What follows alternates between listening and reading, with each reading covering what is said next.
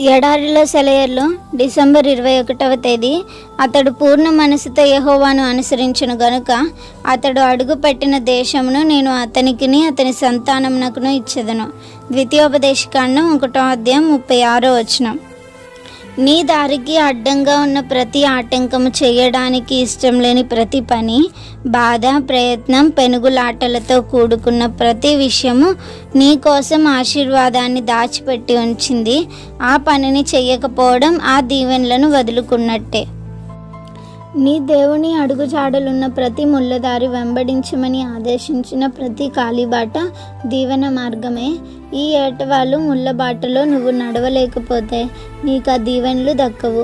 నువ్వు వెళ్ళే ప్రతి యుద్ధరంగము, కత్తి దూసి శత్రువుని ఎదిరించే ప్రతి సమయము విజయవంతమే. నీ జీవితానికి ఆశీర్వాద కారణమే. నువ్వు ఎత్తవలసి వచ్చిన ప్రతి బరువులోనూ దానికి తగిన బలాన్నిచ్చే గుణం ఉంది. కెరటాలు ఎగిరి పడుతున్నాయి, పొగ మంచు కమ్ముకొస్తుంది, ఆకాశంలో వెలుగు హరించుకుపోయింది. ఒక్కడినే ఏమీ చెయ్యలేను, ఇద్దరం కలిస్తే సాధిస్తాము. యేసు నేను పిరికివాణ్ణి, దారి తప్పిన బలహీనుణ్ణి, రంగులు మారి ఆకాశంలో మారిపోయేవాణ్ణి. ఈరోజు ఉత్సాహంగా, రేపు నిస్త్రాణగా. ఆయనైతే పట్టు వదలడు. ఇద్దరం కలిస్తే గెలుస్తాము. యేసు నేను.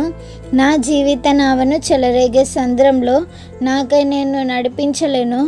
నా చెంతను ఉన్నారొకరు, నాతో కలిసి నడిపించేవాడు. ఇద్దరం కలిస్తే నాకు తెలుసు నావను తీరం చేర్చగలమని. యేసు నేను. Praise the lord.